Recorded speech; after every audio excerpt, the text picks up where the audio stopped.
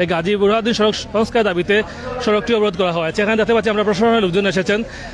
এখানে প্রায় সকাল 9টা থেকে তারা অবরোধ করে রেখেছেন। এখন পর্যন্ত সেই অবরোধ চলমান রয়েছে এবং তাদের দাবি যতক্ষণ এই সড়কটি সংস্কারের আশ্বাস পাচ্ছে না, মাঠ পর্যায়ে এসে তাদেরকে আশ্বাস দেওয়া না হবে ততক্ষণ তারা এই অবরোধটি চালিয়ে যাবেন। আমরা দেখতে পাচ্ছি এখানে স্থানীয় জনগণ সড়ক অবরোধ করে রেখেছে এবং শত শত গাড়ি এই তামাবিল সড়কের যে বাইপাস, সেই বাইপাসে শত শত গাড়ি আটকে রয়েছে, যাত্রীদের ভোগান্তি হচ্ছে।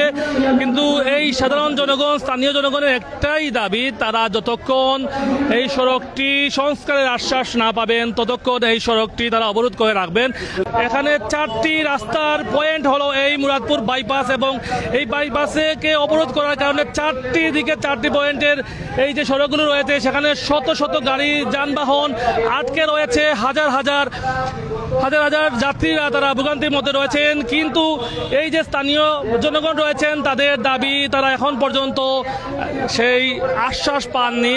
আমরা দাবি হইল কি গাজী বুরহানুদ্দিন রোড সংস্কারের দাবি। দীর্ঘ 2018 সাল থেকে এই পর্যন্ত বাঙ্গাচুরা রাস্তা দিয়া খানারিঘাট থেকে বুরহানুদ্দিন এলাকার মানুষ চলাচল করে। সরকারের কাছে বারবার দাবি জানানোর পরেও দেখা যায় আমরা দাবির উপেক্ষিত হচ্ছে। বিষয়টা এলজিডির কাছে বলে সিটি কর্পোরেশনের রাস্তা, সিটির কাছে গেলে এলজিডির রাস্তা বলে আমাদেরকে বিদায় করে দেওয়া হয়।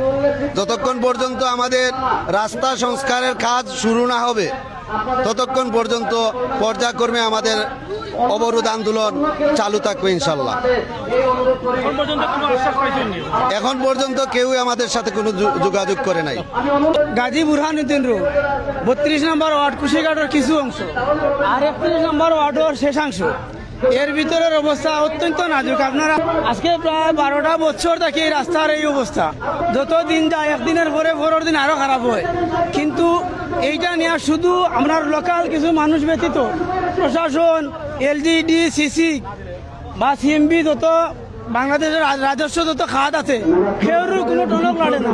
কিন্তু আমরা এলাকা অত্যন্ত অবহেলিত মানুষ, বেশ শান্তশিষ্ট মানুষ থাকার কারণে আমরা দীর্ঘদিন থেকে শুধু ধৈর্য ধরি আর মনে করি যে এটা সরকারের কাজ, এখন না হয় 6 মাস পরে হইব। কিন্তু বছরের পর বছর গড়ায় আমরা লিখিতভাবে সিসিকে দিছি, এলজিডি দিছি, সাংবাদিক মাধ্যমে সাক্ষাৎকার দিছি, কিন্তু কোনো উপকার না হয়।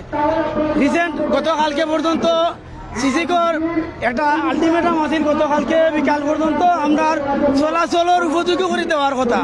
আমরা তো কইছি না রাস্তাটা ঢালাই করে দেওয়া হোক।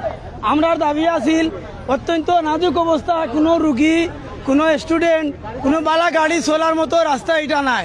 আমরা উপযোগী চলাচলের দাবিটাও আমরা গ্রহণযোগ্য না হয়। আমরা মা বোন, আমরা বাচ্চা কাচ্চা যারা স্কুলও কলেজও অফিসে আদালতও কোনো অবস্থায় চলার মতো নাই। বিদায় আমরা আজকে এটা অবরোধ করছি।